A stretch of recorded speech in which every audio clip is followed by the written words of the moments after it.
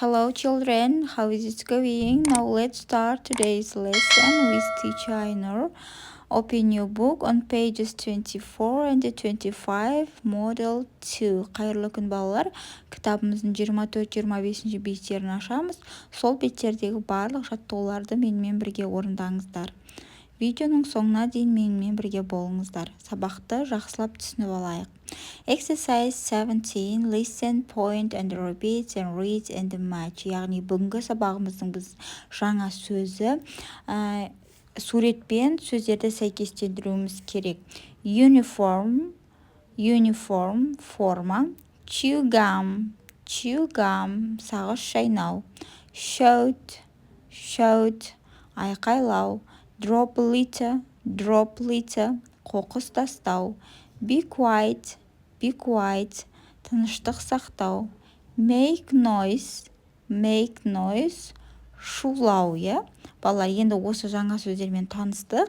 Енді сол суретпен сөздерді сәйкестендіру жұмысын орындауымыз керек.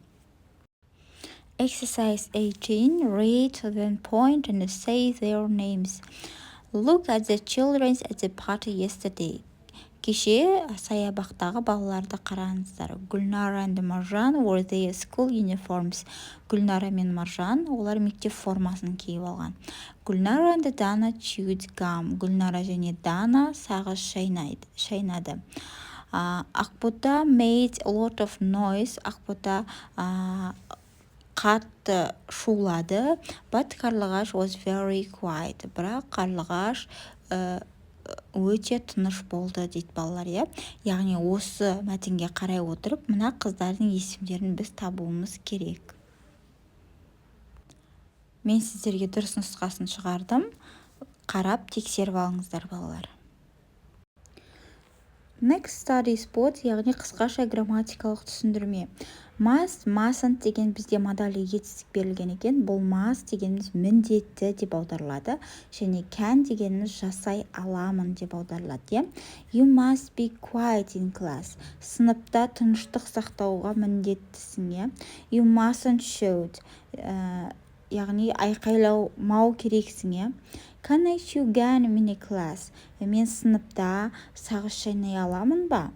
No, you can't. Жоқ, сен шайнай алмайсың, олай болмайды деген секілді.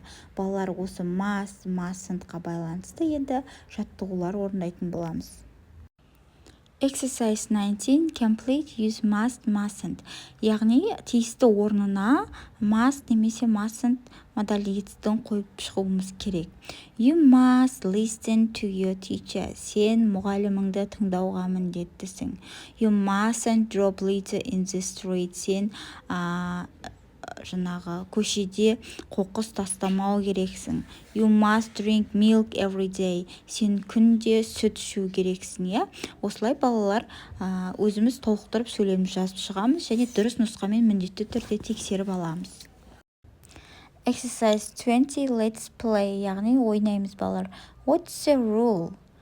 You mustn't eat in class. That's right. What's the rule?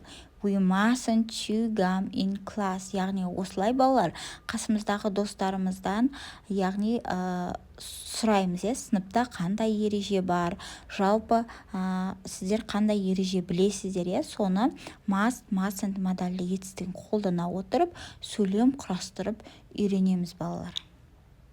Now let's do next exercise 21. Talk with a friend. Яғни балалар досымызбен сөйлесеміз. Мына жерде сіздерге сөз тіркестері берілген. Watch TV tonight, eat your sandwich, play your violin. Яғни қарасаңыздар, бірінің қасында X белгісі тұрса, бірінің қасында галочка белгісі тұр, Демек, X белгісі болса, сіздер оған болымсыз түрде жауап бересіздер, no деп, Ал галочка белгісі тұрса, яғни болымды түрде, болады деп жауап бересіңдер. Яғни балалар осыларды қатысып диалог құруымыз керек. Мен сізге өзімнің нұсқамды қалдырдым. Осыған ұқсастырып, өз нұсқаларыңызды құрастырсаңыздар болады. Яғни досымыздан сұраймыз. Мысалға, теледидар қарасам болады ма, сенің сэндвичіңді жесем болады ма деген секілді. Осылай жазып алсаңыз